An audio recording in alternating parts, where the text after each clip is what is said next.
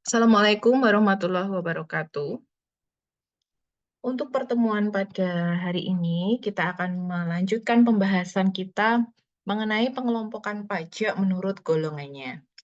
Jadi pengelompokan pajak bisa dikategorikan menjadi beberapa. Yang pertama, apabila kita kelompokkan menurut golongannya, pajak terdiri dari pajak langsung dan pajak tidak langsung. Nah, untuk pajak langsung, itu adalah pajak yang harus ditanggung sendiri oleh wajib pajak yang bersangkutan, dan dia tidak dapat membebankannya atau melimpahkannya kepada pihak lain atau orang lain. Contohnya apa? Misalnya adalah pajak penghasilan. Artinya, apabila seseorang wajib pajak itu sudah mempunyai penghasilan yang lebih dari ketentuan, yaitu melebihi PTKP ya, dia akan dikenai tarif pajak penghasilan. Apakah kewajiban pajaknya itu dapat dialihkan kepada pihak lain? Tidak bisa. Ya, jadi jawabannya tidak bisa. Dia harus menanggung sendiri beban pajak penghasilannya. Kemudian PBB, pajak bumi dan bangunan.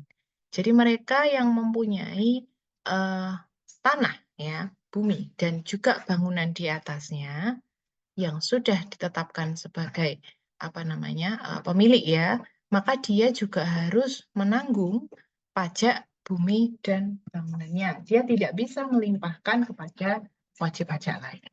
Itu contoh dari eh, pajak langsung. Nah, kebalikannya, untuk pajak tidak langsung, itu adalah pajak yang dapat dibebankan atau dilimpahkan kepada orang lain. Ya. Jadi, jenis pajak ini tidak harus ditanggung sendiri oleh wajib pajak. Kita diperkenankan untuk mengalihkan sebagian atau seluruh nilai pajak ini kepada pihak lain. Contohnya adalah pajak penjualan, ya, PPN, atau pajak pertambahan nilai. Ya, maaf, ini PPN ya, PPN yang besar, PPN yang kecil. Jadi pajak pertambahan nilai misalnya. PPN itu dimulai ketika barang atau jasa, kita sebut mereka BKP, barang kena pajak atau jasa kena pajak, itu mulai diproduksi atau dihasilkan. Ya, jadi mulai dari produsen, kemudian diedarkan ke distributor, kemudian ke agen, kemudian sampai nanti ke end customer, itu PPN bisa dialihkan, baik seluruhnya atau sebagian, sampai kepada end customer. Nah, syarat untuk mengalihkannya, nah ini memerlukan syarat khusus, yaitu bahwa wajib pajak yang bersangkutan itu sudah ditetapkan sebagai pemotong pajak. Jadi kalau kita bukan pemotong pajak, kita tidak berhak untuk mengalihkan pajak tersebut. Kemudian bea materai. Bea materai, kemudian ini yang dibebankan kepada dokumen ya. Kemudian bea cukai, kemudian ada PPNBM. Nah, PPNBM ini melekat dengan PPM. Artinya PPNBM tidak mungkin sebuah barang kena pajak atau jasa kena pajak dikenai PPNBM apabila belum dikenai PPN. Nah, nanti ada kriteria khusus untuk barang seperti apa yang dikenai pajak PPNBM ya. Seperti itu. Berikutnya, pengelompokan pajak menurut sifatnya, yaitu ada pajak subjektif dan pajak objektif. Ini dari sifatnya. Subjektif yaitu pajak yang berpangkal atau berdasar pada subjeknya atau orangnya, yaitu memperhatikan keadaan wajib pajak. Ya, ini pengelompokannya beda dengan yang tadi, tapi untuk jenis pajaknya sama. Ya, contohnya yaitu pajak penghasilan.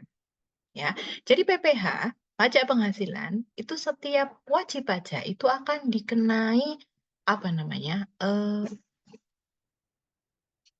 standar, dikenai aturan yang berbeda-beda, terutama aturan mengenai penghasilan tidak kena pajak atau PTKP. Jadi PTKP itu ditentukan dengan memperhatikan kondisi wajib pajak, misalnya untuk wajib pajak eh, sendiri ya, berstatus single, laki-laki belum menikah.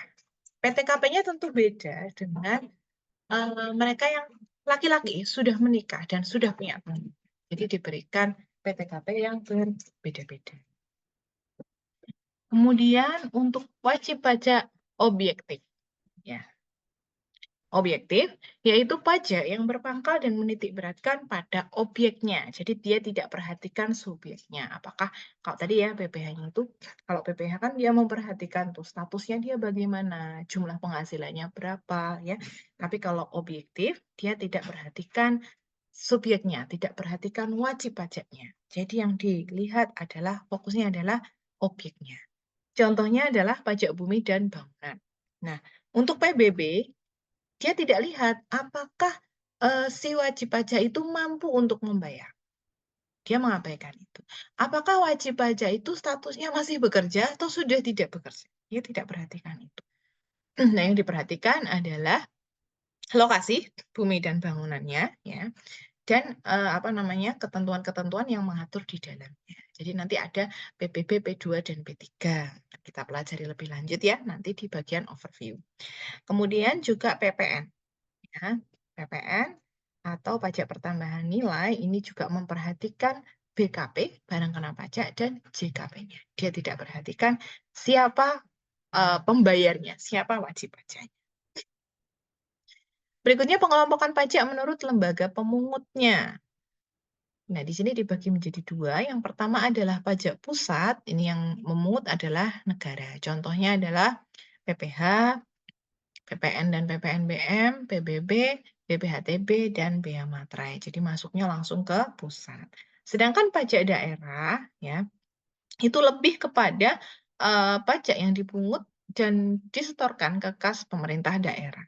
Contohnya apa? Kemarin kita bahas di kelas ya mengenai retribusi parkir. Jadi kalau parkir ya itu masuknya ke pajak daerah ya, Pemda atau Pemkot. Atau pajak tontonan, misalnya apa Bu? Teman-teman pernah nonton di bioskop ya misalnya. Nah, itu ada pajaknya kan. Nah, teksnya di situ masuk ke daerah. Kemudian pajak reklame ya, reklame. Kemudian retribusi terminal. Jadi teman-teman kalau masuk terminal itu diberikan semacam karcis gitu ya. Bayar sekian rupiah, nah itu masuk ke daerah gitu ya. Nah, di Jogja ini termasuknya lumayan kaya ya, di Kabupaten Sleman kita punya banyak mall yang di situ sudah pasti ada ini ya, bioskopnya misalnya. Kemudian juga ada restoran yang ada di dalam sana. Nah, pajak restoran juga sama ya, dia masuk ke pajak daerah. Berikutnya, nah di sini ringkasan saja ya, pengelompokan pajak tadi kita bagi menjadi 3. Yang pertama dari golongannya, ini ada pajak langsung dan tidak langsung. Dari sifatnya ada pajak subjektif dan objektif, dan kalau dilihat dari lembaga pemungutnya ada pajak pusat dan pajak daerah. Oke, berikutnya kita lanjut ke jenis tarif pajak. Untuk jenis tarif pajak, kita bagi menjadi 3 ya. Yang pertama yaitu tarif proporsional atau sebanding, yaitu jenis pajak yang persentasenya tetap. Dia menggunakan single rates ya. Single rates-nya bagaimana, Bu? Contohnya. Contohnya adalah PPN ya. Kalau oke ini masih yang lama ya. Kalau dulu tarif PPN 10%, sekarang sudah ada perubahan ya di KUP-nya yaitu menjadi 11% ya. Jadi single rates berlaku untuk semua jenis barang dan jasa kena pajak. Ya, jadi nanti nggak ada, oh untuk barang ini ya, barang A nanti dikenai pajak 10%, barang B 15%, enggak. Ya, jadi tarifnya sama, dia single rate.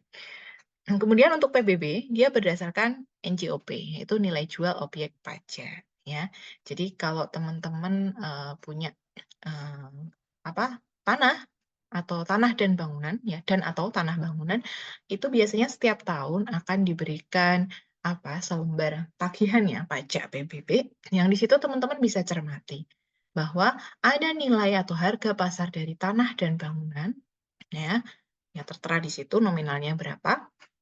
Jadi dinilainya itu berdasarkan harga pasar ya atau NJOP nilai jual objek pajak.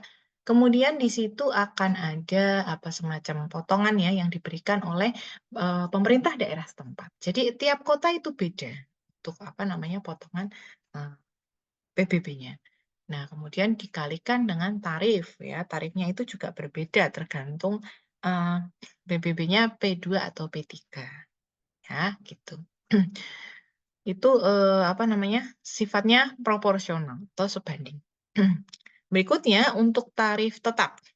tarif tetap, ini persentase pajak yang dikenakan itu jumlahnya sama. Nah, beda ya, antara proporsional dengan tetap itu sama. Ya, berapapun jumlah yang dikenai pajak. Ya, oke kita lihat. Untuk tarif tetap di sini ada bea materai. Ya, jadi bea materai itu dia tidak perhatikan jenis dokumennya ya, dokumennya apa. Dia tidak perhatikan itu, tapi untuk setiap satu bundle dokumen atau bahkan satu lembar dokumen, dia akan dikenai bea materai yang sama. Ya, jadi bea materai yang sekarang berlaku berapa? Rp10.000 ya untuk per dokumen.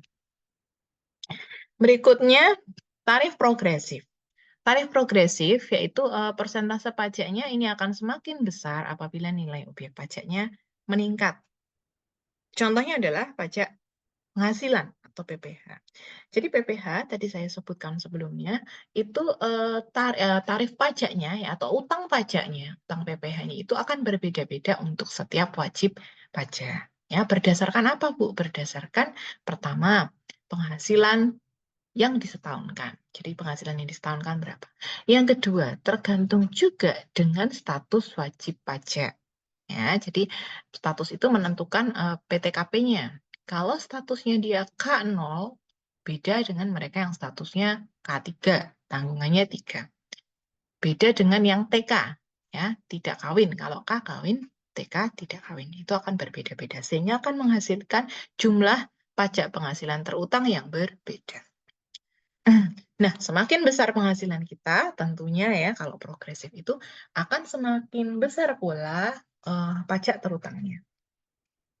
Berikutnya untuk tarif degresif ya, D ya, berarti turun degresif. Artinya semakin persentase tarif pajak akan semakin kecil apabila jumlah barang yang dikenakan pajak itu semakin besar. Ya, nanti ini PR ya, teman-teman mencari contoh seperti apa tarif pajak degresif. Contohnya seperti apa. Berikutnya, mengenai hukum pajak. Jadi hukum pajak itu merupakan kumpulan peraturan yang mengatur hubungan antar pemerintah sebagai pemungut pajak dan rakyat sebagai pembayar pajak. Nah, kita cermati di sini. Pembagian hukum pajak kita bagi menjadi dua, yaitu hukum pajak material dan hukum pajak formal. Nah, hukum pajak material dia mengatur tentang objek pajak, subjek pajak, besar pajak yang dikenakan, ya, dan hapusnya utang pajak serta hubungan hukum antara pemerintah dan wajib pajak. Ya, jadi di sini sifatnya lebih apa ya, kepada dasar-dasar ya untuk pajak, dasar-dasar hukum pajak. Ya, contohnya apa di sini? Ada antara lain adalah Undang-Undang PPh dan Undang-Undang PPN. Sedangkan hukum pajak formal itu adalah tata cara, jadi lebih ke teknis ya, untuk mewujudkan hukum material tersebut menjadi kenyataan. Ya, jadi kalau garis besarnya seperti apa, guidance-nya itu ada di hukum pajak material, tapi untuk hukum pajak formal dia lebih ke teknis. Contohnya apa? Undang-Undang KUP, Undang-Undang Pengadilan Pajak. Berikutnya kedudukan hukum pajak. Yang pertama adalah hukum sebagai hukum perdata, ya, yaitu mengatur hubungan antara satu individu dengan individu yang lain. Ya. Yang kedua hukum publik yaitu mengatur hubungan antara pemerintah dengan rakyatnya dan dapat dikategorikan lagi menjadi hukum tata negara, hukum tata usaha, hukum pajak, dan hukum pidana. Jadi hukum pajak juga masuk di dalam hukum publik. Berikutnya, oke, kita masuk ke wajib pajak. Sebenarnya siapakah yang dimaksud dengan wajib pajak? Apakah setiap orang atau setiap badan usaha itu dapat dikategorikan kepada menjadi wajib pajak atau tidak? Ya, oke, kita lihat. Jadi wajib pajak ini adalah orang pribadi atau badan meliputi pembayar pajak, pemotong pajak, dan pemungut pajak yang mempunyai hak dan kewajiban perpajakan sesuai dengan ketentuan perundang-undangan perpajakan. Artinya, tidak semua orang, tidak setiap badan usaha itu kita kategorikan sebagai wajib pajak. Hanya mereka yang memenuhi peraturan perundang-undangan perpajakan. Itu ya. Sedangkan untuk wajib pajak, badan ya, jadi untuk wajib pajak ini kita kategorikan menjadi 2, orang pribadi dan badan. Kalau badan, mereka adalah sekumpulan orang dan atau modal ya, yang merupakan kesatuan baik yang melakukan usaha maupun yang tidak melakukan usaha. Artinya bisa jadi, dalam satu badan itu hanya orang yang menyetorkan terdiri dari ada orang yang melakukan kegiatan usaha, ada manajemennya, tapi juga ada orang-orang lain atau badan-badan lain yang hanya menyetorkan modalnya saja di sana, ya. Jadi mereka tidak melakukan usaha, hanya menyetorkan modal. Yang meliputi ini bentuknya PT, perseroan terbatas, kemudian perseroan komanditer ya, CV, kemudian, perseroan lain, badan usaha milik negara, BUMN, atau BUMD dengan nama dan dalam bentuk apapun, kemudian ada firma, kongsi, koperasi, dana pensiun ya, joint venture, kemudian persekutuan, yayasan, organisasi massa, bahkan organisasi sosial politik ya, dan lain-lain ya dalam, lembaga dan bentuk badan yang lain. Apabila sudah, apa namanya, memenuhi ketentuan sebagai wajib pajak badan ya, maka sudah dikenai hak dan kewajiban perpajakan. Nah, hak dan kewajiban wajib pajak apa saja? Kita bahas mulai dari kewajibannya. Kewajiban wajib pajak pertama tentu saja adalah mendaftarkan diri. Ya, jadi mendaftarkan diri sebagai wajib pajak.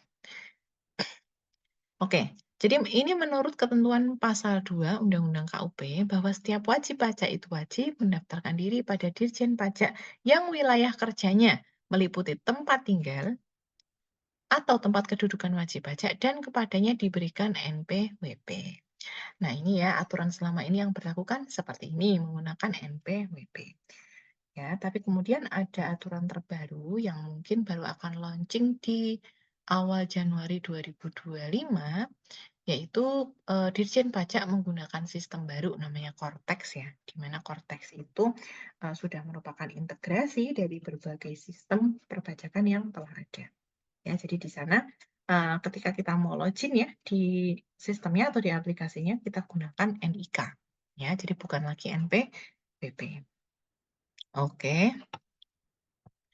Berikutnya, kewajiban untuk mendaftarkan diri ini khusus terhadap wajib pajak yang menjadi pengusaha, ya, yang mempunyai kewajiban PPN berdasarkan Undang-Undang PPN, wajib melaporkan usahanya untuk dikukuhkan sebagai pengusaha kena pajak, ya. Karena apa? Dia nanti berperan sebagai pemotong PPN, ya. Jadi pajak penghasilannya boleh dia potong dari dia bebankan kepada customer-nya ya. Ya, sekaligus nanti akan dia diberikan nomor pokok pengusaha kena pajak. Berikutnya, kewajiban mengisi dan menyampaikan surat pemberitahuan. Kalau yang pertama tadi mendaftarkan diri, kalau sudah mendaftar ngapain Bu? Yaitu mengisi dan menyampaikan SPT. Jadi sesuai dengan sistem pajak yang kita anut, yaitu self assessment system, di mana wajib pajak itu secara aktif ya melaporkan, mengisi sendiri SPT-nya, melaporkan pajak terutangnya sampai dengan bayar sendiri. Nah, implementasinya di sini. Wajib pajak menurut pasal 3 ayat 1 Undang-Undang KUP itu harus mengisi SPT-nya sendiri. Ya, dengan menggunakan huruf Latin, ya, angka Arab. Jadi angka Arab itu angka yang kita pakai sekarang ya. Angka yang kita pakai sehari-hari, kemudian satuannya mata uang rupiah dan menandatangani serta menyampaikan ke kantor pajak tempat BP terdaftar atau bisa kita submit secara online ya melalui apa namanya aplikasi ya yang sudah disediakan oleh Dirjen Pajak. Berikutnya kewajiban membayar atau menyetor pajak. Nah, jadi setelah kita mengisi SPT, ya, kita mengisi SPT, kewajiban kita selanjutnya apa? Adalah membayarkan sendiri jumlah pajak terutangnya. Ya, kemana kita bayar? Apakah bayarnya ke kantor pajak? Tidak, bayarnya ke kantor pos atau ke BUMN ya atau BUMD setempat yang sudah ditetapkan oleh Menteri Keuangan. Kemudian, kewajiban lain dari wajib pajak adalah membuat pembukuan atau pencatatan ya. Jadi ini ya, bahwa ini terutama untuk wajib pajak yang memiliki usaha ya. wajib pajak badan atau mereka yang melakukan pekerjaan bebas, ya. Itu wajib memiliki, pembukuan atau pencatatan. Apa bedanya? Kita lihat. Jadi, ketentuan mengenai pembukuan itu, ya, itu, sesuai dengan pasal 28 ayat 1 Undang-Undang KUP, ya. Itu diwajibkan kepada wajib pajak yang, apa namanya, sudah memiliki omset di atas batas yang ditentukan. Tapi apabila omsetnya masih di bawah standar yang ditentukan, maka hanya diwajibkan melakukan pencatatan. Yaitu pencatatan itu seperti apa, Bu? Yaitu menghitung penghasilan neto ya dari kegiatan usaha tersebut, realnya nanti teman-teman, kumpulkan, yaitu bukti penerimaan dan pengeluaran kas selama satu periode ya, dalam arti di sini disetahunkan selama 1 tahun. Kemudian nanti bisa kita lihat berapakah, apa namanya, eee, selisih antara penerimaan dan pengeluaran tersebut. Ya, tapi kalau itu untuk pencatatan, jadi lebih sederhana. Tapi untuk pembukuan, teman-teman minimal harus punya, laba rugi dan neraca ya, yang nanti bisa diakses oleh, Dirjen Pajak. Jadi nanti bukti-bukti tersebut juga nanti harus dilampirkan atau dilaporkan bersamaan dengan, penyusunan SPT.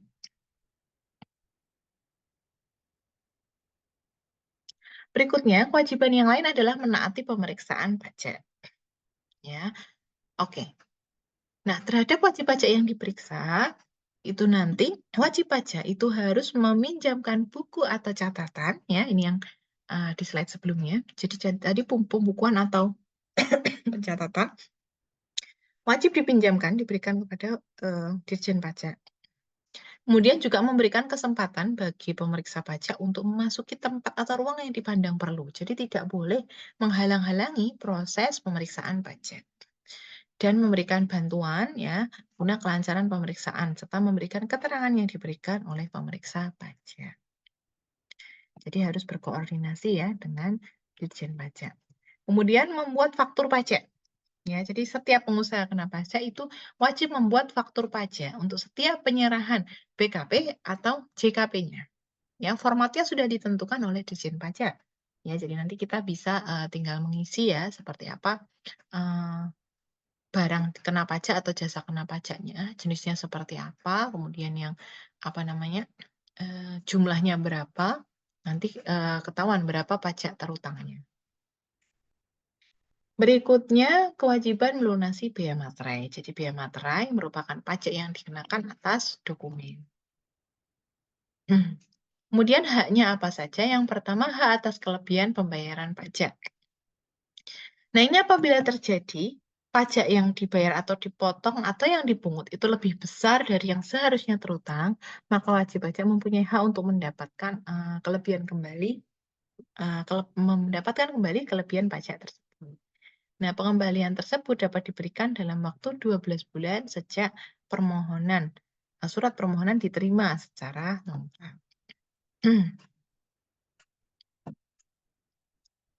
Nah, pengembalian ini dilakukan dengan serangkaian pemeriksaan ya. Jadi, wajib pajak itu dapat melakukan permohonan pengembalian kelebihan pembayaran melalui yang pertama SPT, yang kedua dengan mengirimkan surat permohonan yang ditujukan kepada kepala APB. Ya, oke. Hanya selain itu juga dapat bunga atas kelebihan tersebut. Kemudian saya lanjutkan. Oke. Ini nanti teman-teman bisa baca sendiri di literaturnya karena cukup panjang dan lebar ya, mengenai pemeriksaan lapangan dan pemeriksaan kantor. Oke, ini juga bisa dilanjutkan sendiri. Oke, ini ya. Jadi yang terakhir, oke, ini ya. Oke, saya singgung sedikit. Hak untuk mengajukan keberatan banding dan peninjauan kembali. Ya, jadi Apabila berdasarkan hasil pemeriksaan yang dilakukan oleh Dirjen Pajak, itu nanti mereka akan menerbitkan suatu, surat yang namanya Surat Ketetapan Pajak atau disingkat SKP.